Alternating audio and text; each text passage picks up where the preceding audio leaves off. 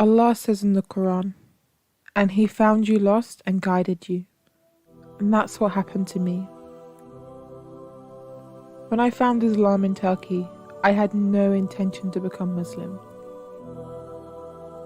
In fact, I was the last person you would expect to follow Islam. I was drowning in sin. Even the reason I was in Istanbul was sinful. I was one step away from really losing myself. But being alone in Istanbul gave me time to think. Most importantly, time to explore. One bored day in my hostel led me to visit Blue Mosque. With no desire to become religious, I started my journey. Whilst on my walk, I found a shop with prayer beads and brought some. As I kept seeing people using them in Istanbul and I couldn't figure out what they were. I thought they were just used for stress. I didn't know it was a religious thing. When I reached the mosque in my hijab, I was very nervous to go in. I was scared what I might see because of the view I had of Islam in my head from the media. I eventually went in and I was very, very scared.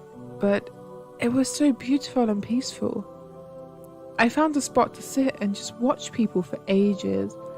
I felt all my anxiety leave and I just sat there. After a while, I googled what to do with prayer beads and I started to use them in the mosque. I did tasbih for around an hour.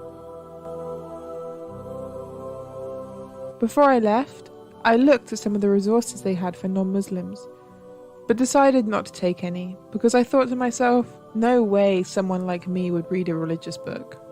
I was drowning in sin and I thought religions were medieval, so I didn't take anything and I just left. But as I was leaving the mosque, I heard the azan for the first time. It was so loud and powerful that it just made me stop in the street. I couldn't move. It was like Allah was calling me. Suddenly I looked down and realized my phone that was on 50% battery had died and I started to panic and I felt a sudden ease.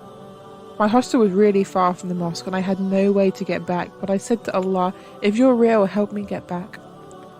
I pulled the prayer beads from my pocket and I started to do tasbih. I eventually arrived back at the hostel and I wasn't even feeling stressed. I found an English copy of the Quran there and I started to read.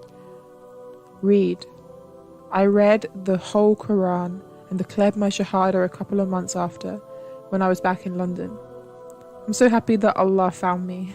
Allah made me Muslim. He brought me from the darkness to the light, and my life has never been the same since.